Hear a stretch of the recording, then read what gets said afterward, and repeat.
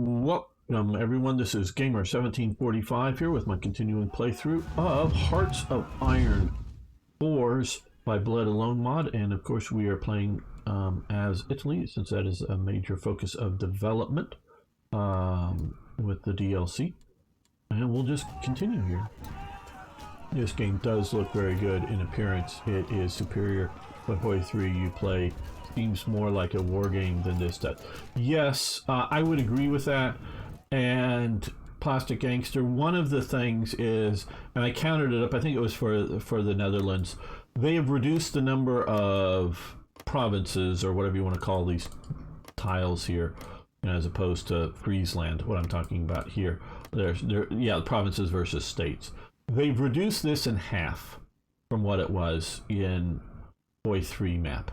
So what they've done is something that you had, shall we say, 4 divisions, had more tactical or operational, or however you want to do it, maneuvering in Europe. Generally speaking, they've cut that in half.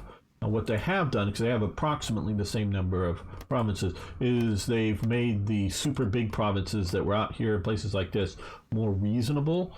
But since World War II doesn't happen here, yeah, I know people can, and I have fought, and there is an idea of an engine limitation on how many provinces you have, because the AI is constantly analyzing things. But so this is less of a good war game. Now that can be fixed by simply somebody making another map. And even if there is, whether it's hard-coded or AI operational problems, I don't know, max number of provinces, well, okay, just go in, just redo, because then you notice here we do get some super big ones way out in the, Amazon, which you don't really need, where of course along the coastline where there was development, you can maybe keep these and go back in here and, cut these down and get rid of all of these things, just create one big sort of, well, okay, maybe because you sort of want the map, but you could go, 2 for all of this territory here, provinces, because this was originally meant to be able to go in, but just your troops would, starve to death or whatever. But go in and remove a lot of these provinces, re-add it up to make the map look a lot more like the HOI III map, and that would do a lot, because whether you have the traditional counters, and just in case any old school original war game type person out there, if you want the traditional NATO counters, or no, I don't want to say that because these have NATO. If you want the traditional style counters of HOI III in the game, they actually made them for HOI IV, but because they made the map a 3D map, they just didn't functionally work well. Look good, meaning they would be like half hidden or more by mountains and whatnot. So if somebody actually wants to make a 2D map, I might be able to talk the developers into releasing the code to give the old, sort of square counters, get rid of these men, and, have the some of the information on the counters, if they're attacking or standing still or training or whatever, be displayed on the counters. So we could possibly get that back if somebody wants to make a good 2D map DLC. I might be able to. I'm not saying I could. I've lost a lot of influence because I just haven't been participating with them into getting them to release that. Mate, when you get a chance, look up the HOI Laval pack secret between. Yes, they tried to do that. Yes, I do know that. They tried to do that. The U.S. and most of the great powers were not keen on the new League of Nations putting restrictions on colonial powers. It came. Well, the U.S. was not in the League of Nations ever. I know Wilson creates the League of Nations, but the U.S. does not ever go into the League of Nations. It all came to a head over the Suez Canal, which Britain was asked to restrict Italian access by warships, which they refused to do so. Yeah.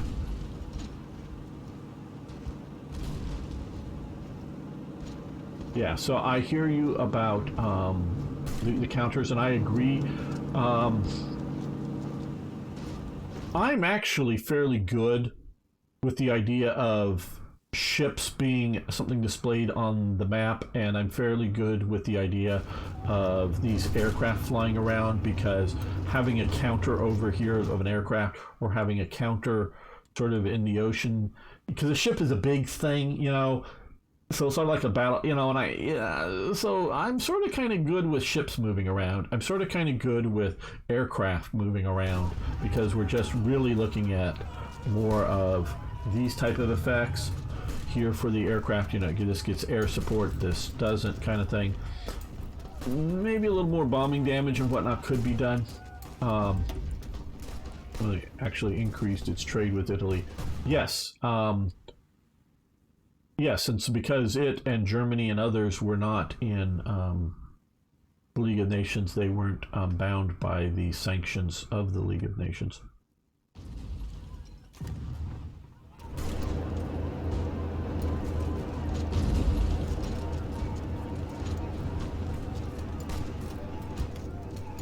Well, like I say, I talked to them. They did make a counter like you find in Hearts of Iron 3 for this game, but because this is a 3D map, the counter would like be under the hill, you know, under the mountains here, might be visible here. It just, because you can sometimes see the feet on these guys sort of disappear sometimes into the mountains or whatever, and some of the buildings we can see are partially swallowed up here, like the hangars is going into the mountain and whatnot. It doesn't work well. So what somebody needs to do is take the time and make a good 2D map mod, and preferably the first one would be this map, meaning all the information, nothing changed, just draw and make a 2D version of this map, and then, because it would be a lot of expense for Paradox to do this, you know, and maybe it can be done so that it's up to the, you know, it's on client side and not on server side, if you will, however you want to say it. So meaning a 2D, somebody could be looking at it in a 2D map, and somebody can be looking at it as, you know, if they're, you know, playing together, can be looking at it as a 3D map. Then we might get them to release a traditional counter type for this game, if somebody were to do that. So I'm not saying it would be good or it will happen, but if somebody ever does make a 2D map of this and it looks good, I might be able to get them to clean up and release the code for a you know, traditional counters.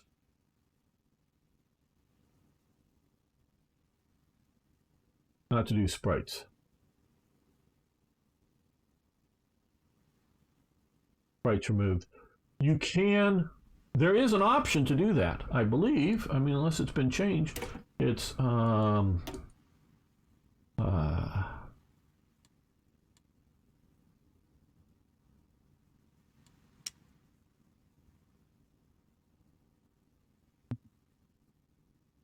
yeah, here. Yep, there we go. It's gone. If you're willing to use this, you do get some information, you know, between attacking and not, and that, and so yeah, you've got these. If you want to turn those sprites off, you can do so.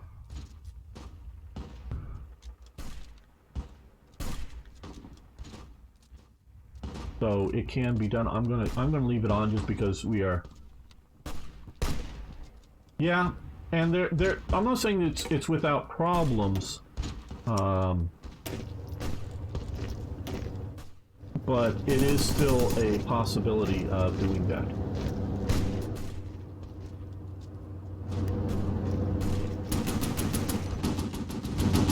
Okay, so you guys head over that way. Yeah, and you head that way too. Still waiting for the armor and the infantry division to show up down here.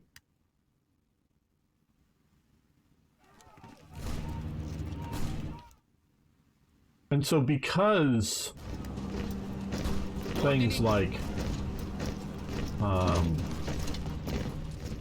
you stay there now. because things like being able to modify the map, you know, like I say, someone could build you're gonna have to redraw things to go back to the provinces, and it's gonna be a lot of work, and so it would be expensive for Paradox to do it. But if somebody wants to like basically do somewhere between this and a HOI III map, yeah, it could be. Okay, we've got here. You attack there, so you're now attacking 2 divisions, or you have 2 different provinces on there, 3 different things.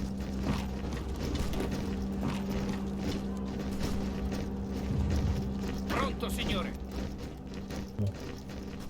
Attento. These guys over here. Sort of know what's coming. Attento.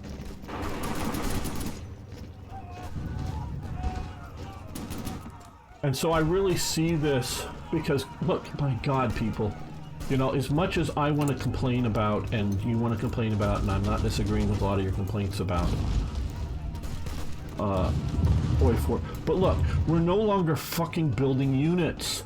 Units are no longer anything that is built. You're now building equipment. So you're building rifles. Now I know you look at some of the mods, they go into sometimes not too much detail for me, but maybe too much detail for a lot of people, and this is maybe simplified. But you're building infantry equipment, you're building tanks, you're building trucks, you're building support equipment, you're building aircraft. You are then training, which we don't have anybody in training right now. You're then trained because we're just trying to build up supplies and whatnot. You're in training units that you have a bucket that you're filling with the equipment type, and it could be better. On my mind, years and years ago, before I ever heard of HOI IV, back before anything could have been done really on computers, I had some ideas along these lines that for one day. So yeah, we're getting that there, and we have railroads now, and there's a lot of things that HOI III just can't do. Would I like a really good super DLC for HOI IV that would make it really great? You know, add railroads and add some of the stuff. Great, yeah, but it ain't gonna happen. So as good as they can make it with Black Ice, which is great for what they're doing, but this to me is the future, not. Okay, we want to attach him here, and that's right, we want to attach this armor to you, and this infantry to you. So, oh, we have a bot over on Twitch. If you, you've already dealt with it. Great job, Arno. Arno's a great moderator. There really isn't much for any of those mini. I think it might, yeah. It really, they've put a lot of the information into the 3D sprites.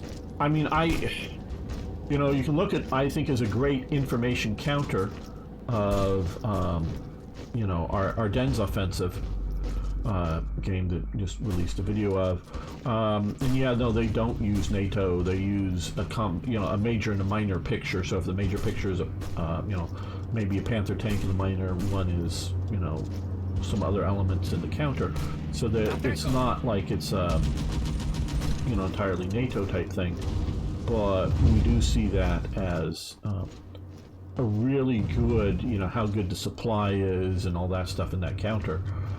You can do better informed counters than what they do here. So yeah, are those different? Okay.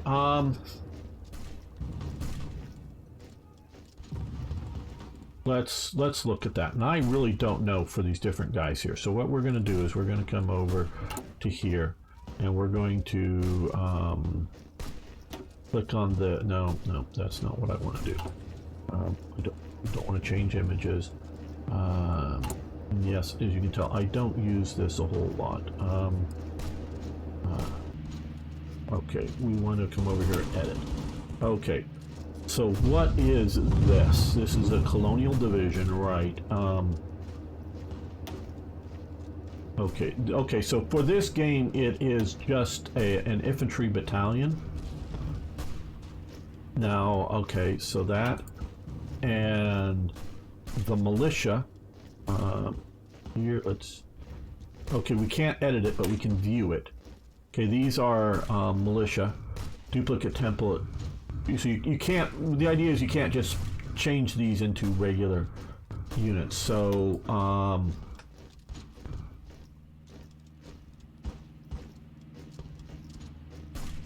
what I want to see is how these are, okay, this supply use, weight, production, combat width, manpower, infantry equipment, okay, 1,100 there.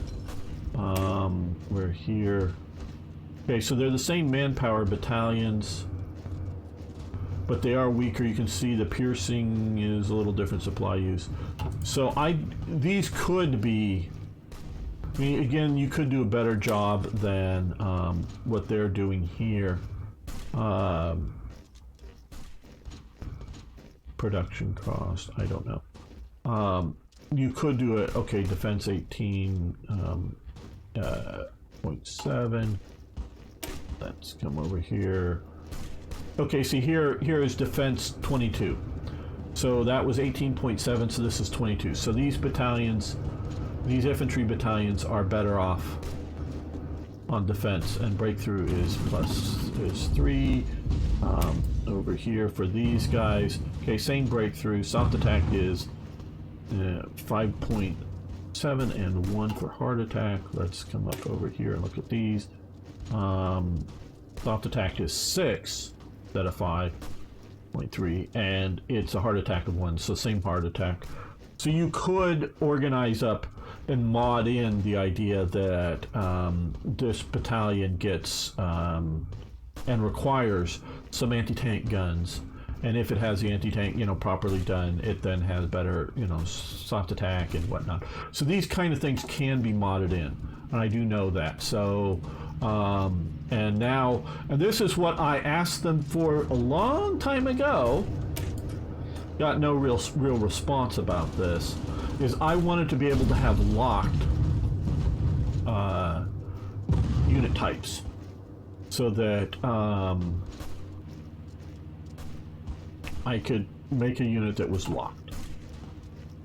I'm thinking something like a fortress division that you put on, and I would even give it like 0 movement. Or what I was also thinking of is like a factory militia, a la Stalingrad and the tractor factory, and that these are the workers of that factory are there, and I don't know if these guys could be strategically redeployed. I would want to be able to not have them strategically redeployed, so that you could drop a factory militia unit here that represents the guys working in the tractor factory or whatever factories in Stalingrad, and so they're only going to fight in this one province, and if they're forced to retreat at any point in time, they're destroyed. So it's, you know, purely, so it's, you know, rear area, you know, sort of like the Volkssturm, you know, in Germany or whatever, that these guys have day jobs, and they got to have those day jobs, you know, working whether it's in a mine or a factory or whatever, but they're trained enough to put up some local resistance, whether it's effective or not. We can argue, you know, obviously Stalingrad they did defend, but that kind of thing is, I wanted them to be able to going. Okay, yeah, you can't just change the template. And so you know, not everything they're doing is bad. I don't hate everything they're doing, not at all. And this is what, oh, okay, we just made that. You guys rush here because we want to go fast there. You guys go up into the desert there because, yeah, we want to occupy the province. No, okay, oh, hold on. No, you stay right there and support this attack.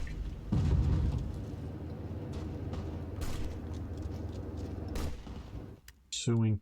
Okay, our armor unit, we're going to send them up into the desert, because hopefully that's more maneuverable. This is just hills, so that should be okay. I mean, we can fight in the mountains, but we don't want to rely too much on the just getting armor destroyed in the mountains, and this is not terribly good game.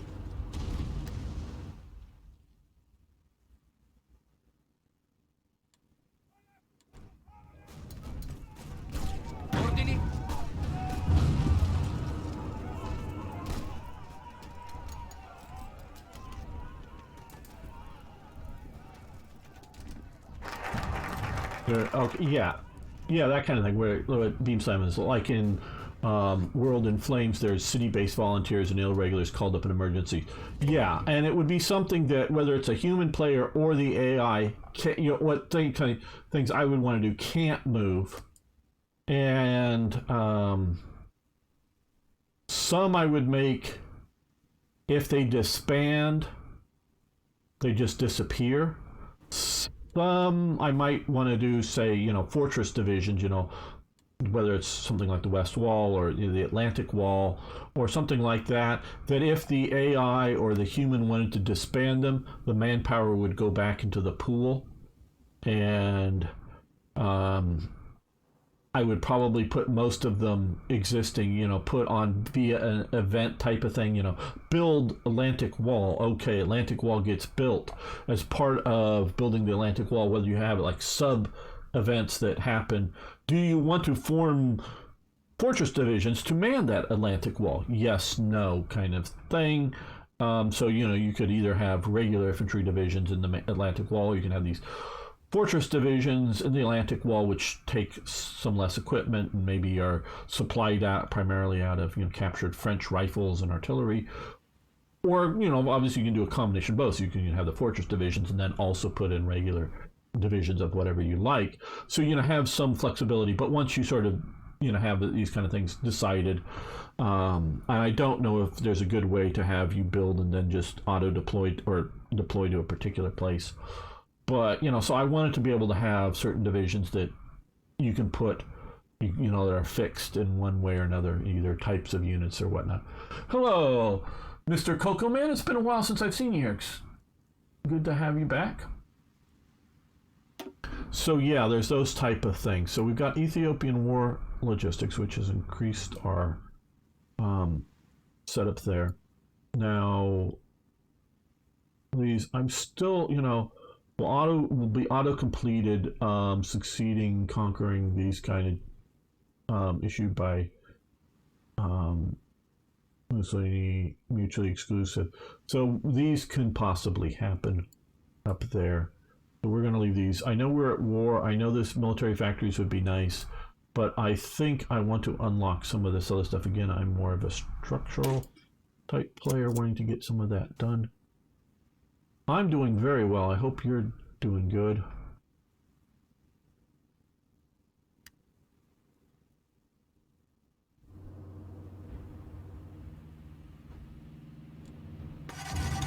Okay, so these guys are here. Oh, they need to doing that. And we're going to first use them to support that attack. There's those now. Okay, Italy moves to annex the Sultanate of Asua. Oh, pause. Okay, maybe. See, I wish I could have got military access here beforehand.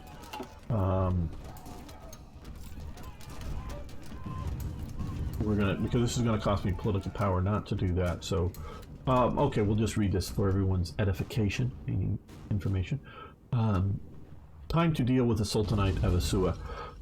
Muhammad Yayo, the Sultan of the Sultanate of Asua, has for a long time been under strong Italian influence. Just like during the last war, he remained neutral despite formerly being part of the Ethiopian Empire. In fact, the only reason that the Sultan still has power is due to the Italian goodwill. The country may have sold its coastline to Italy, but it was still an obstacle for our conquest. The capture of Tigray might be enough to convince, because we've gotten all of this up here, convince the Sultan to surrender the rest of his lands. Okay, again, I read up on this. I don't know how much territory he actually controlled. There's just a short Wikipedia thing on it, but it was sort of an ongoing military action, shall we say. I don't know whether you want to call it a guerrilla war or just how much territory he controlled, but it says formally. Well, you do know that, you see this country, or see here in United Kingdom, there is actually a country claimed to exist here called Somaliland, because it's called British Somaliland here. that has its own currency. The closest country that I know comes to recognizing it is Saudi Arabia, which has some sort of diplomatic relations, though I don't think they formally recognized it. And to the best of my understanding is a Westerner can walk down the streets of Berbera here and not feel threatened. I'm not saying there isn't thieves or whatnot, but he won't feel threatened. It is a reasonably stable area where the rest of Somalia is in chaos. I don't believe a Westerner can walk down the streets of Mogadishu without a flak jacket and helmet and escort of some sort of security troops, local or otherwise, casually do it. And up here is Puntland. This is sort of Puntland up here that they're also claiming to be an independent. This Puntland is where basically all of the real Somali pirates come from. And so this area is functionally also not under control of the Mogadishu government, if even Mogadishu is. And I don't know what it is today, but I know at times the Mogadishu government doesn't fully control Mogadishu. So nobody's recognizing Somaliland. I don't know why not. They're much more stable than South Sudan, which is in a multi-civil war, my understanding. I don't follow it closely. There is no centralized authority in South Sudan, but you have a stable government sitting here, and I don't know why, other than the Organization of African States, OAS, I don't know why the world doesn't recognize Somaliland as a functioning independent state. I don't know what they're gaining by not recognizing it, but they don't. But does that make it not a country informally? So yeah, I just don't have enough details on all of this. Hello. I'm gonna Placarius, how you doing? So we're gonna send the ultimatum here because we don't want to lose the political power that we're finally building up. Okay, so now we have this, and this is, I knew this was coming. So we're going to, let's see, move one infantry. Oh, well, what? Did they not do what? What was that? Pronto, signore.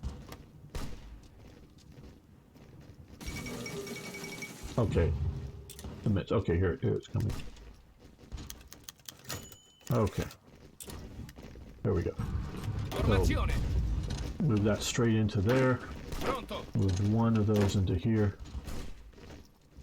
Actually, which away to that one to here, the other one to here, because Ethiopia's going to try. Wish I could have occupied this before I got it, in here, so I'd have troops there. Hello, welcome, Scully 505. How you doing? Glad to have you here. Okay, so we pushed into here. We've taken Gondar.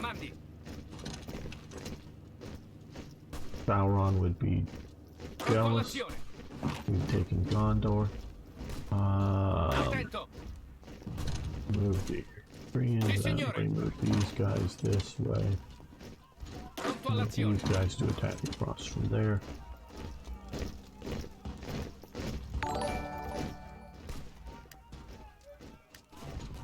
Hello. How are you? Fed Commander. Thank you for the kind words. Do appreciate it. I'm presuming sick is good in this context. Okay, so we pushed into here. We're winning that battle here. Okay, we're going to push towards Gaba with them. Okay, good. We have these guys down here. Finally, let's send these guys up this way because we don't want to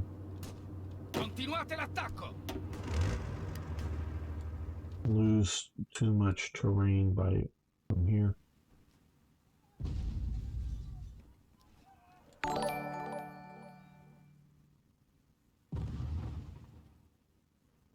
I don't know if there's anybody watching over on, nobody's commented over on Rumble, but hello to those people out there. And thank you for following, do appreciate it. Okay, so we pushed into here. Okay. They're defending there. We got reinforcements coming up. Armor's going to move up for the sort of hard-hitting element. Avanzate! Okay, they've occupied into here. You support that attack. Comandi! You guys also attack there. Oh, you guys are... Wow. Okay, yeah, both of you keep moving. Avanzate! I just don't want to get cut off and you know, get some unit pocketed here.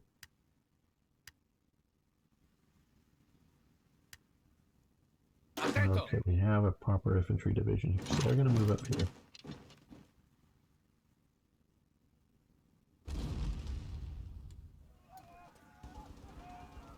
Comandi! Avanzate!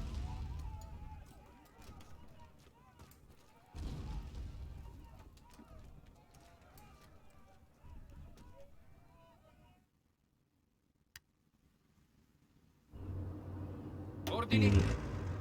I left it back here to be sort of needed to respond to some of these other areas, and so far not.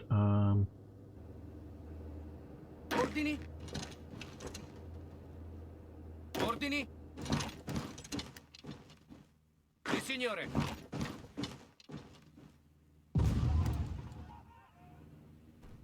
Pronto all'azione!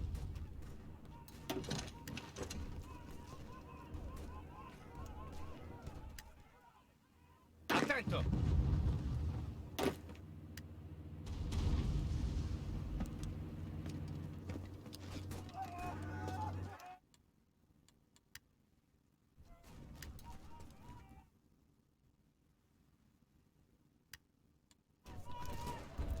Sì, signore! They're pushing there. Ordini! Let's send one mountain division fighting battle. Other two to try to get across that river. Sì, signore! There are 3 infantry divisions pushing there. Comandi! And some forces are that way. Pronto!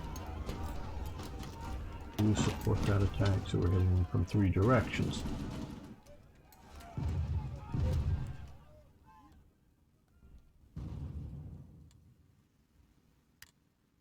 They're hitting me from down here, so what I'm going to do is counterattack them even if it's weakly from the bottom. Okay, Giuseppe Tellera falls ill. Oh, wait, sick for 30 days.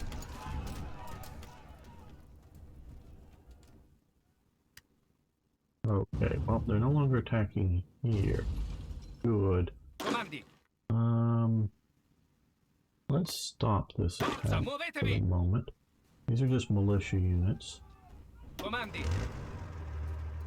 You support that attack. I want to break through here if I can. Okay, they were able to hold up there. Good.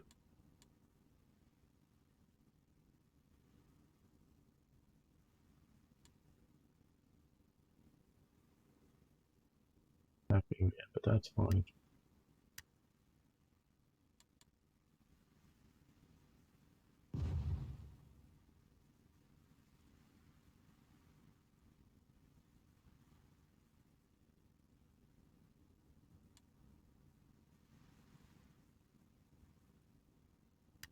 What we can see here is the supply map. Again, I was asked in why we don't just send the whole Italian army. One, of course, I would have to say this is a problem with games like this. The Italian army, I'm pretty damn sure, is bigger than what we're seeing here. I'm not absolutely sure, as in I've looked up this. Hey, we've got a bot over on YouTube, Arno, if you want to go in and kill it, crush it, hit it with your sword as hard as you can, ban it, report it, whatever. YouTube doesn't take care of it. There's a lot of needs of other fronts that, even though these nations are practically thought to be, you know, not a threat right now, and this is what game players often do is they concentrate their forces along here. Now, sort of to mention a more modern situation here, talking with somebody just the other day about the invasion of Ukraine and the Russians. I think, and the old equipment that's being thrown into Ukraine, I think, because I know back in the days of the Soviet Union, and of course things have changed, and I've not kept up on them in the modern world, but Russia used to very much have, an elite, or Soviet Union, I should say, have an elite army back here and an elite army up here in Berlin, and then a bunch of other armies that would be raised in time of, east-west tension that might lead up to a war. I have a strong suspicion, and I know there's people that know this, that there are reasonably well equipped, and this is, maybe a relative term, of Russian units, facing off against Finland, facing off against the Baltic states, facing off against, these, because there is Georgia down here, and Armenia and Azerbaijan, and of course just facing off against China, way out here, that I can't really imagine. I don't know. I'd love a confirmation if you killed that bot over on YouTube. If you just say hi about that, I know. Hello, Mauricio. That what has been put into Ukraine, if the Soviet Union is just relying upon, I'm not Soviet Union, sorry, if Russia, because I was talking about Soviet Union, if Russia is just relying upon nuclear weapons, like saying, well, if you invade us now into wherever, we'll nuke your ass. If that's all they're really, okay, thank you, Arno. Just you're kind of disappointed, Mauricio. I'd like to know how and why, because I have a lot of disappointments with HOI IV, but I don't know specifically how this mod is disappointing. I'd love to hear from your viewpoint. Maybe I just haven't gotten to some of that, other than my usual disappointments. So, are you really going to nuke the world if somebody, if somebody invades somewhere else? I don't think so. And what is Third Shock Army, most powerful army formation ever created, part of the group of Soviet forces in Germany? Yes, you had the German. I forget what it was called. Thank you, Plastic Gangster. That was a full-time, fully mobilized force in East Germany, and then there was a similar, maybe not as big, but a similar, well-equipped, at least that's what it, they had the T-64, which was considered a really good tank, because you went from the T-55 to the T-72, and both of those were export models. The T-64 was never an export model. It was, well, I don't know, maybe to some Warsaw Pact nations, but I'm not even sure there. But it was never, the T-64 never went to, the Third World, or the or other elements. The T-72, the T-55 type series did. The T-64 was sort of seen as this sort of the elite divisions of the Soviet Union. And so I've got to imagine that there's lots of Russian units sitting around in other areas, including, back here and back wherever, that haven't been sent into Ukraine. But what you don't want to do is destroy those units. So you don't want to put them into Ukraine. What you want to do is potentially pull out a unit that's in bad shape, shift them up somewhere else, and maybe shift in another new unit, or flow in cannon fodder, if you will, to just sort of hold the front, hold this line along the river here, just to keep the Ukrainians from crossing it, while your better units, push out in other parts of Russia. So, or Ukraine, I should say, but just we're looking here. So you have that kind of setup. Airplane designer is a mess. Air wings are locked to 100 planes. Right, yeah, and I've definitely noticed that here that a lot of my wings are under strength. I wish you could. I don't think I like the idea of a max at 100, but I wish you could go smaller. So I agree with that, and I really have not played with that. Okay, Mauricio, Ethiopian focus tree. Are you kidding? Well, people value, or well, I think people value focus trees more than I think they should, but including players. But whatever, people want to play it. So I'm agreeing with you there. Whatever. To me, that's unimportant. Okay. I have long ago given up on, and maybe I didn't need to buy this, but I did want to buy it to look at it for the channel. I've given up on really wanting to play HOI anything, 3, HOI 4, HOI whatever, that Paradox puts out, okay? I've given up caring very much about that. What I care about is the mechanics of the game. So I don't really know much about the Airplane Designer. And I really, again, don't care a whole lot about how they've implemented it within their game. What I care about is what modders can do with the Airplane Designer. Can they make it good? That is what I care about. That is where I have a strong cares about, is what this game can be modded in the thing. I feel the oligarchs took all of the funding for the military and many... yes, I think you're very right about that, Jetnan. You see weaker units and mercenaries fighting Ukraine now. Absolutely. And my understanding, you may even be finding some Iranians fighting in there now. As mercenaries, obviously. Ethiopia, yeah. Look.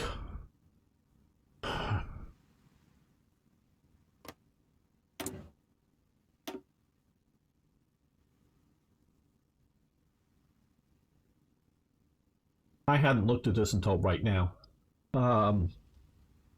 This is a lot of time and effort put into this.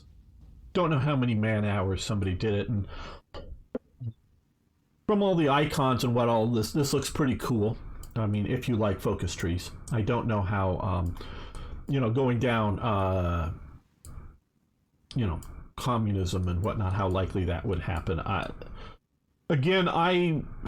describe HOI IV that Paradox puts out is EU 20th century. And I understand why Paradox is doing this, because they have a player base, or customer base, however you want to look at it, of 3 primary games. Traditionally, they have been CK, EU, and Vicky. And then they've had the 4th game of HOI 3 or other ones before it. And that is, the HOI game did not match the other 3. The HOI game had been a historical World War II game, where these other things were a sandbox game spread out over long periods of time. Because I agree, if you're starting at the beginning of, say, the 100-year period of the 18th century, or if you're going back to the 17th century, from 1600, you're looking at a 200-year time period, say, of EU. Yeah, you're not going to have all the same colonies, or all of the same wars, or all of the same kings and queens 200 years later, just because Maria Theresa was, empress eventually, of the, sort of Austrian Empire, if you will. At some point that she should be in the game and Austria should be that. So I get, and I used to play the hell out of EU when it was just EU. I mean, there was no other number after it. And then EU2, way back in the day. I used to play those games a lot. And yeah, so you have sort of a historical rough starting. You may have sort of events that sort of prompt things like in certain regions, a reformation or whatever. But beyond that, it's a sandbox game. They've brought that sandbox to HOI IV when they really should have just said, fuck it, we're making 20th century or whatever you want to call it, and start at sort of World War One. And so that you can get Hitler, or you can get the Hitler equivalent of France, or the Hitler equivalent of Russia, and all this other stuff. And if you want to play that game, you want to reestablish the Byzantine Empire, and that's your goal in this game. Fine, great. But that is not the game that I'm not saying I wouldn't want to play it at all, but that's not the game I really want to play. I want to play something based in World War II. It doesn't have to be locked in that Mussolini declares war on Greece at the exact same day, or even maybe chooses not to. Maybe Greece comes to sort of understanding with Germany that they're now a German client state, and Mussolini can't invade them. They're in the Axis, and once you go into the war with Russia, they got to supply divisions to go fight in Russia or whatever. But make that, because I can talk about realistic possibilities of something that have happening. So talk about maybe some are improbable, maybe some of them aren't likely to happen. But starting in 1936, I do not see a logical way for Germany to go communist. I can't. Now, starting sometime before 1933, I could see a possibility of a communist revolution. We can talk, but not in 36. So, we have these kinds of things that I just don't agree with. HOI IV is becoming generic. So what I look to is a game that gives me good mechanics that then modders, like World Ablaze Group, like Black Ice. And yes, I have problems with both of those groups. Some of their decisions they're making. Nothing is perfect. I understand that. But what they're doing and trying to make a historically based game. And so I'm looking at Paradox mainly to give me a framework in which modders can do stuff on it. Let me go back and look at some of the chat. Okay. Just sort of quickly, he did. You have to laugh. You don't. Some troops never come home after. Okay. All those hungry mouths. Ukraine counterattack, all of it, and then some. We'll see how the Ukrainian counterattack goes. Hello, the Ruzin Chorus. Sorry, I'm not used to pronouncing that name. Good to have you here. Y'all.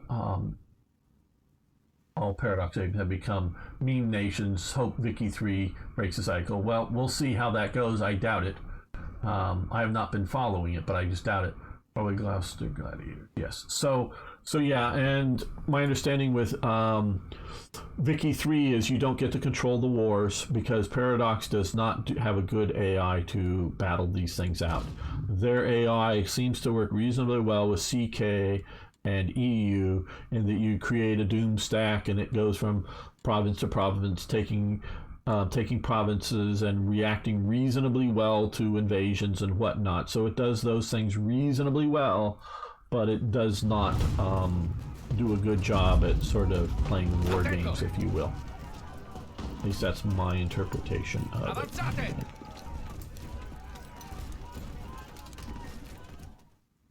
And that is why I think they've gone away from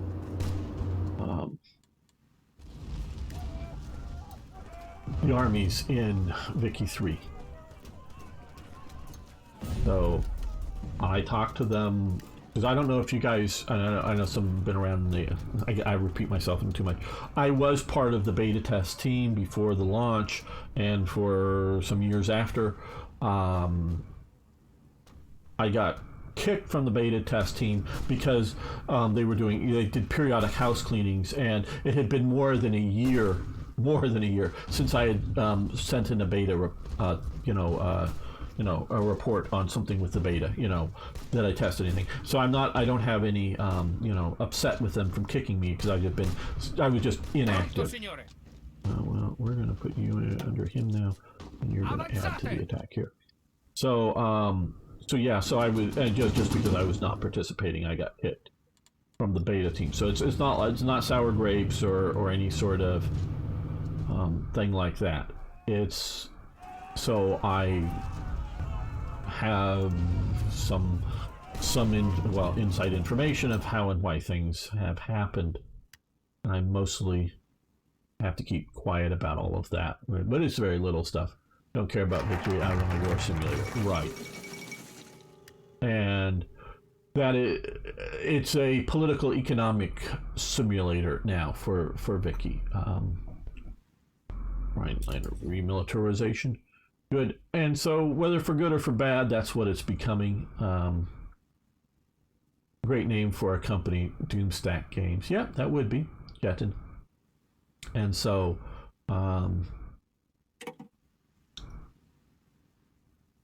yeah, where I was going. One of the things, and I know I said this in very public format, I wanted to have it so that I suggested the idea of being able to do battle plans that the AI would attempt to follow, and then have some sort of idea that the battle plan is when to switch battle plans. When to go from the defense to the offense, or when, we can no longer defend Gondor, well, then fall back to here. And they said, well, we want a good dynamic AI that's smart enough and can do this, and drawing battle plans. And then my suggestion was also to have a battle plan thing that, a GUI that players could build battle plans. And then the AI could have a percentage likelihood to pick various battle plans, for defending France or defending Belgium or whatever. So it's not always the same. And now it may be more likely to follow the historical one. That may be like a 60 or 70% chance, but there's other chances that France would pick out of a batch of other possibilities of battle plans for defending or offensive, and how to judge all this stuff. We want a good AI that can just, play well. Well, what in their experience has ever shown from Hearts of Iron 3 or Hearts of Iron 4 that they can do a good AI, where we can do good battle plans, defending the Soviet Union. I know I could draw up battle plans and, give the idea of, down to try to put, 2 divisions here, 3 divisions here, 3 divisions, along this river here, 3, based upon different terrain factors. And if you find that you can't hold that at some point, fall back to some other rivers or whatever, and try to have, an AI that goes, hey, yeah, I can't defend this anymore, fall back to here, pick this other battle plan, and shift there. Oh, hey, yeah, we're defending good, and we have enough resources, and we have enough reserve divisions. Let's think about an offensive for the Soviet Union. What do we do? Pick battle plans. They maybe have 20 options that some of them you've player added, as well as generic ones that the company makes.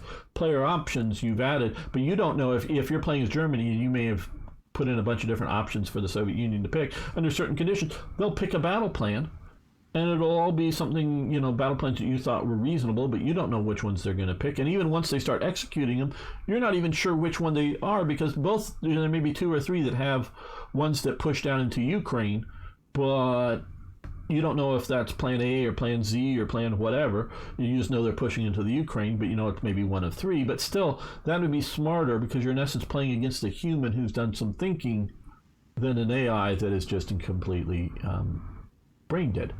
Okay, apparently the Ethiopians had a number of Proteus 25s, various models, and a few other sorted Soviet aircraft. I don't know, but would assume the Italians have pretty decent air force in place.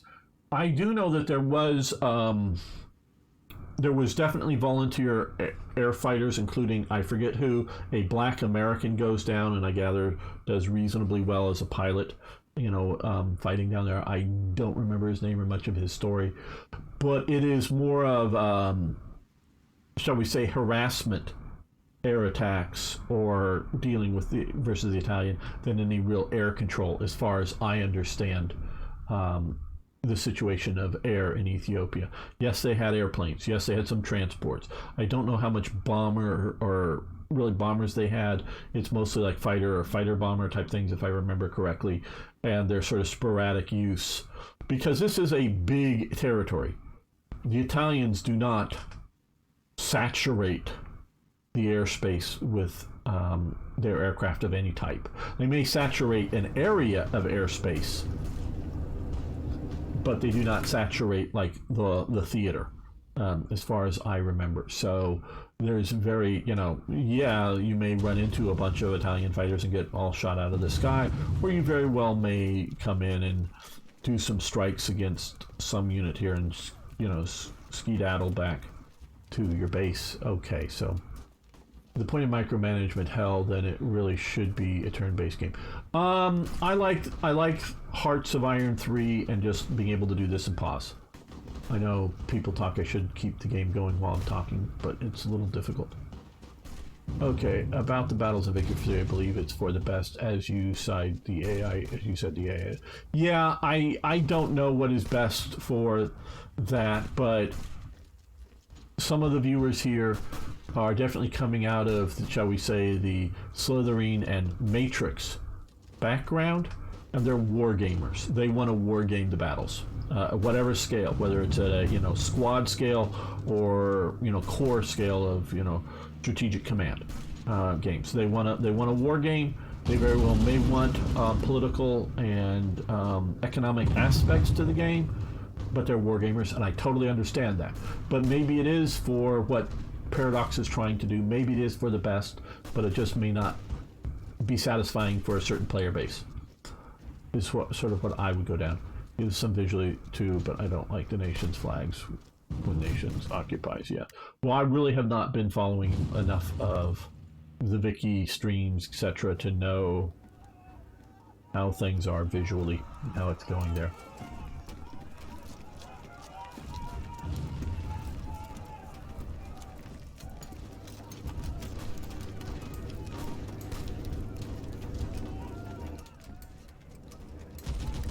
Okay, so we did get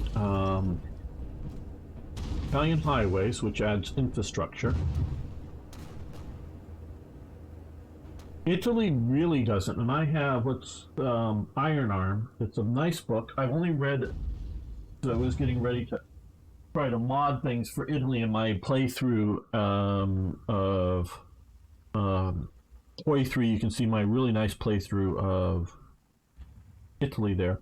I bought Iron Arm by John Joseph and Timothy Sweet. I presume those are two people there. That looks at the mechanization of Mussolini's army, 1920 to 1940, and the development, and how infrastructurally Italy was not capable for motorization. And how, and this is the the development of it, and how they rather late in, I think it's like 39. It's been a while. I haven't fully read the book. I read about a third of it, and then got distracted on other things. But it's a good book if you want to look up find out the developmental.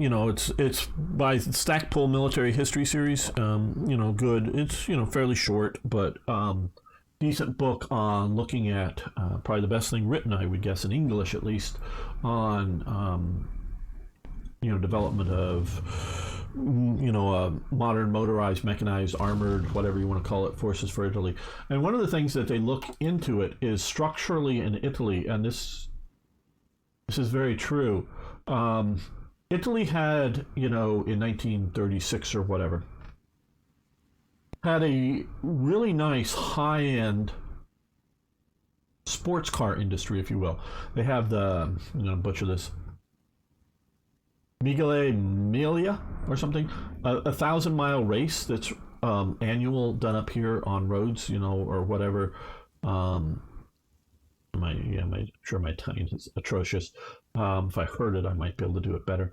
Up here every year, and so they have that kind of motorization that's doing rather well, but they just don't have the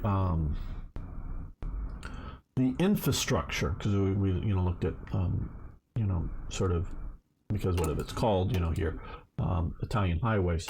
They just don't have the the infrastructure for mass motorization. They realize this is the military that are wanting to put together sort of motorized. And I will check out the chat here in just a second. Still waiting for a Black Ice update. Okay, yeah. So, and part of it, what they realize is fuel. There is not an infrastructure in Italy that will allow you to take a motorized division and go anywhere with it. Meaning, if you start here and you want to drive to here, there's going to be no fuel here for a division worth of motorized forces. You have to somehow strategically plan. And this is before, before the Great Whole War breaks out, but it's looming, or maybe it's maybe 39 or something, I don't know. But you have to plan to somehow put fuel on railways to get enough fuel from the depots here, because the local gas stations that exist, and I've seen some when I was in Italy back in the 90s, are just sort of like, it's next to this medieval building. There's you could sort of kind of pull up out of the road and there's a gas pump there, kind of thing. Not like we would think of, and down the autostrada. I think that's right. There are sort of big pull off the highway gas stations nowadays, but there were, these little medieval towns, some little place that, there's, you pull up and you can refuel your car. But, these things were hardly in existence before. So showing up, so some sports cars dashing about and a few trucks driving around. They had, local gas for that, but showing up with a division, you need to fill them up. What? You don't have any, you can fill up how many cars? How many trucks? What? And so there wasn't an infrastructure motorized like there was in other nations. And this really got me to understand better why a lot of these nations over here have so few motorization, is because they don't have the base underlying infrastructure for a motorized corps. Because Romania, for sure, was wealthy enough to buy, even if they can't make, before the war starts out, a motorized corps. Now, how good a tanks could they get? Well, we can see the 35T that they could have bought early enough, before Czechoslovakia falls, and if Germany was willing to sell, they weren't. The 38Ts, they confiscated some, I think, that were scheduled to go to Sweden, or something like that. But said, nope, you pay for them. Oh, sorry, you don't get your money back, and we're keeping the tanks now that we've taken over. Poland was building, tanks of their own. But however good a tanks that they would have been able to buy from somebody, whether Britain, France, because France isn't necessarily going to let you buy the Salma or the Char B, because they don't necessarily want Germany getting there, looking inside of it too much. But, some older tanks or some other things, whatever they could buy, even if they could buy the tanks at that, and even they could afford to buy them, and they could afford to buy the trucks. Now, they couldn't necessarily afford to then go fight with them and constantly buy new ones to keep the division going. It's like they can afford to definitely, for a corps of motorized forces, maybe not all armored divisions, but they could afford to buy that, once, sort of like a durable capital good. They can't necessarily, the wastage of war, the destructions and replacements, that may be beyond their expense being able to afford, but they could buy a motorized corps. But they can't move it, other than moving the fuel by trains. And so now your motorized corps is looking almost like a armored train. Okay, no, it isn't. But if all you can do is move your motorized corps along this rail link, because that's where you're getting your fuel from Ploetzi, because yes, you have plenty of fuel, and let's presume you have plenty of refinery space to turn it into gasoline or diesel or whatever. But if you can only get it along these links, and you don't have enough also trucks, also with roadways to get it to the frontiers effectively and shift it around, and you don't have enough trained drivers to do this, You can't have a motorized corps effectively. Yes, like I said, you can buy one, but why if you can't use it? So tanks for these nations in here, and they, Hungary particularly builds tanks, but they build them in the 10s and 20s during the war, at that scale in their factory, because that's what they can build. Yeah, they can build tanks, and they can build our, tank guns, but they're not, mass spamming them out, even if the Germans can supply them with fuel and whatnot on the front. And they're not up to German standards, no, but they can build them. But they just don't have the infrastructure. And this is what Italy learns, and they try to do a crash course, try to increase the motorization, domestic commercial trucking. Germany, and this is part of the reason, Germany massively has a motorcycle population. I don't think you realize just how the percentage, huge numbers of motorcycles. Germany has, and I won't go into it now, but in some of my talks and looks at Germany's attempt to train people to drive, and they have whole huge infrastructure before the war starts to train people to drive. But it's easy, and why you see so many motorcycles used in the German army, there are huge numbers of Germans who already know how to drive motorcycles. So they got a lot of infrastructure with motorcycles and trucks moving around, so they're able to motorize up their army to the degree that they are. But Italy is not that. Italy is still primarily a rail and coastal shipping kind of country for its industrial capabilities. So it is not a motorized nation. And that's what these guys that are trying to build some of the first true armored divisions, which I don't necessarily consider something like this a true armored division. We're talking a motorized force with a significant amount of tanks. And we're talking more along the lines of 38, 39, 40. I'm not exactly sure on the dates right now, but much later than this. But they're trying to build these up, and it's not just can we spam out tanks of whatever quality. Yes is the answer. They can spam out enough tanks to create a few armored divisions, but they don't have the national infrastructure to properly use these. And okay, what have you guys been saying? Next, farmhouse garages, all trains, best Italian fighters developed under Italians, very famous bench engines. Yes, engines are very Bogore, yes. Which planes? Engines, okay, just you guys are chatting about plane engines, cool. Yeah, mixed brigade, so, and thank you for following, do appreciate it. So yeah, that is a major thing that the Italians realize at some point, and structurally, and that reading that book taught me to understand, and places like Spain, but these other places, that even Poland, is why they just can't do motorization like Germany, like France, like Britain, like the US, which are highly motorized nations.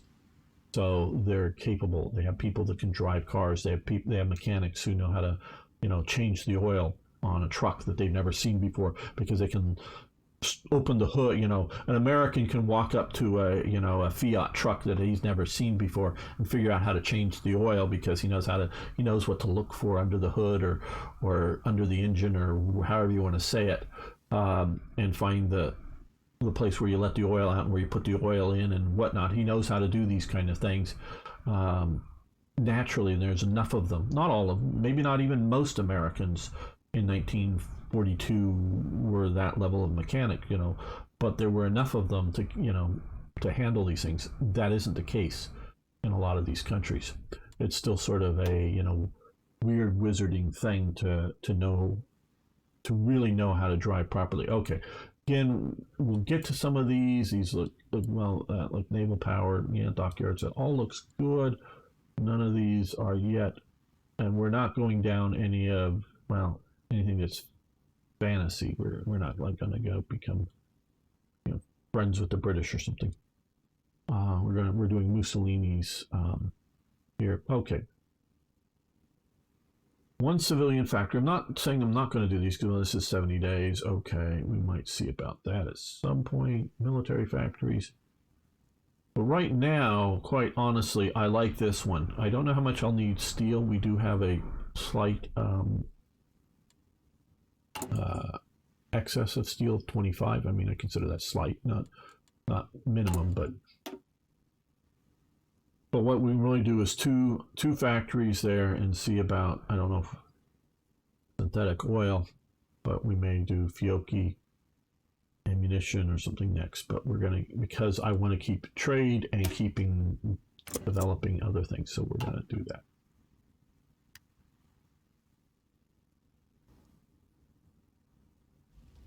Me learning to understand, or learning to understand why nations do things like are motorized or not motorized, is very important to understand the war. It's not just about engine models and tank models and aircraft models that were used. It's, okay, good, we just moved into there. Okay, these guys, hopefully they're pushing on to Gabo, which was the plan. These guys attack here. Support the armor. These guys is falling back, so we'll move up with him.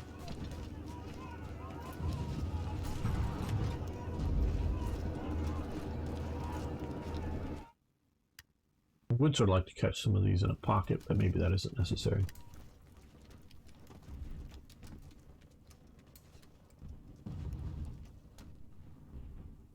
Yeah, industry and resources are definitely going to be an issue here.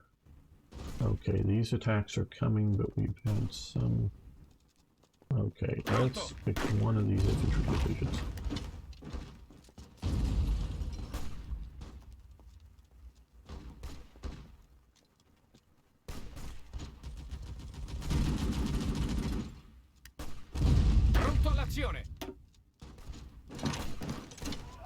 Join the fight there. Okay, you guys push into there. Okay, these guys have came in and they have no support, so they're probably going to be kicked back out. Hopefully before they can properly reoccupy. Yes, potato. We know you like potatoes. I thought it was all pasta, but I guess you like potatoes. Okay, they pulled back from there, so now we're going to come down here. They're not going to let us pocket them, it appears. Okay.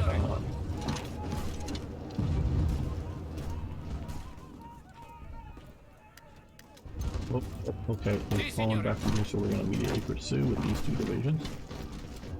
Cut off any supplies they might be due.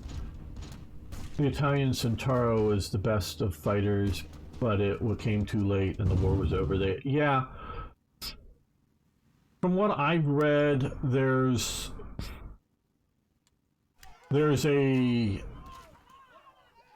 and I don't know how much it is a nationalistic, pride in nations, versus construction method. There was a push by the government to adopt German models of tanks and aircraft, and they did assemble, basically, of my understanding, a bunch of Stukas, Ju-87s, maybe some other aircraft, but again, my understanding is all of the parts, get shipped down to Italy to be assembled, so they're not manufacturing really anything. I'm not saying they're not cutting out certain sheet metal pieces and to the right size, but all the real sort of structural manufacturing elements, like engines and like frames and whatnot, are all just made and put on trains and do the labor down in Italy. But I don't know, especially including some of the stuff I've read later on, the idea of let's just build German tanks. Well, Ensemble, which is the main tank developer people. Now it was and I'm sure I'm butchering it, Ensemble Fiat, meaning Fiat was providing the engines and the transmissions, yes, but Ensemble was providing the guns and the metal plating and structural elements. It's sort of a joint venture, so I would do, and they actually have I have a tank badge or a metal badge. I mean, I have a photo of one of a Fiat Ensemble logo joint together as a sort of joint, and that's who I would be having as here, because it is partially Fiat, where otherwise, I don't know, motorization or general whatever, Fiat would be for more trucks and whatnot. But so I would call it Ensondo. I'm sure I'm butchering it. If I heard it properly, I'd maybe be able to pronounce it. I don't know how much their use of, say, riveted arm, flat plates and riveted armor instead of welding. It's a different technology. How much it was a technical issue to try to build German models versus a nationalistic and or industrial. Hey, we want our models and not some foreign, some other companies' models, not so much foreign. I don't know the proper answer there, but there was industrially a limitation. Mussolini couldn't get, and then of course, yes, Italy collapses. Chassis, yes. Were delivered from Germany before license-built engines became available. Okay, good information there, Plastic Gangster. So yeah, like I say, I don't know the details of a lot of that.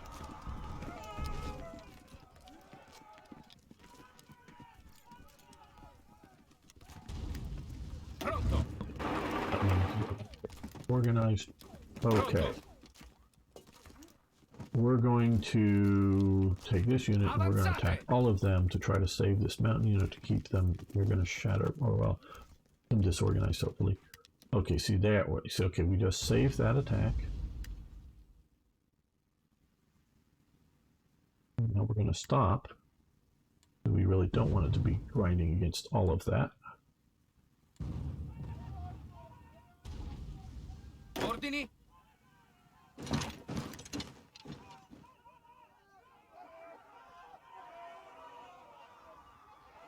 This unit will get organized up. These guys, we can quickly look here. You can see these guys are moving into very poorly supplied regions. Again, that's why I don't want to put in a large force. And we're going to end this episode here. I want to thank everyone. I really do appreciate it. All of you hanging out with me live and watching later. I'm really pleased with that. So I hope you lick the like button and smash the red subscribe button, and of course post a comment. Love hearing from you. See you next time for even more, yes, more Hearts of Iron.